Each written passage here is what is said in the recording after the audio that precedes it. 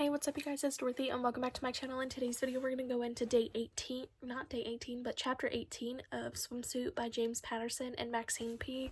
So let's get right into this video. This video may contain sensitive topics and foul language. If you do not wish to continue, I suggest you click off the video now. You have been warned. Chapter 18.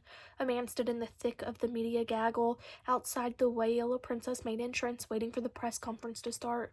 He blended in well, appeared to be a guy living out of a duffel bag, maybe sleeping on the beach. He had on sports sunglasses wrapped around his face like a windshield, even though the sun was going down, Dodgers cap over his rusty brown hair, vintage Adidas, rumpled cargo pants, and hanging down in front of his cheap Hawaiian shirt was a perfect replica of a press pass, identifying him as a photographer, Charles Rollins of Talk Weekly, a publication that didn't exist.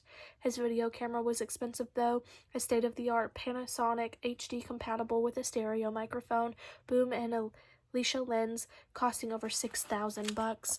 He pointed the lens to the grand front entrance of the Wayella Princess where the McDaniels were taking up their positions behind the lectern. As Levon adjusted the mic, Rollins whistled a few notes through his teeth. He was enjoying himself now, thinking that Kim wouldn't recognize him if she were alive. He lifted his video camera over his head and recorded Levon greeting the press, thinking he'd like the McDaniels. If he got to know them, well, fuck it anyway. He already liked them. What was not to like about the McDaniels? Look at them. Sweet, feisty Barbara. Levon was the heart of the five-star general, both of them salt on the fucking earth. They were grief-racked and terrified, but still comporting themselves with dignity, answering insensitive questions, even the de rigueur. What would you say to Kim if she's listening to you now? I'd say, we love you, darling. Please be strong, Barbara said with a quavering voice. And to everyone hearing us, please, we're offering $25,000 for information leading to the return of our daughter. If we had $1 million, we'd offer that.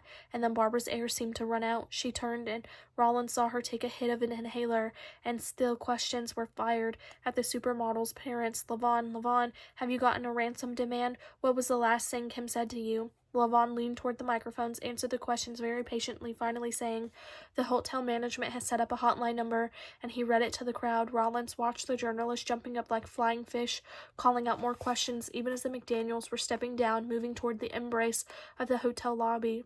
Rollins looked through his lens, zoomed in on the back of the McDaniels' heads, saw someone coming through the crowd, a semi-celebrity he'd seen on C-SPAN hawking his books.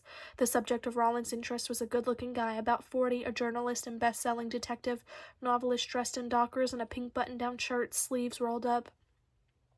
Kind of reminded him of Brian Williams reporting from Baghdad, maybe a little more rough and ready. As Rollins watched, the writer reached out and touched Barbara McDaniel's arm, and Barbara stopped to speak with him.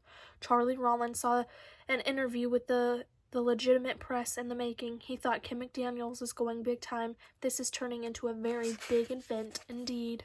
That is the end of this video. I will see you guys in the next one. Bye.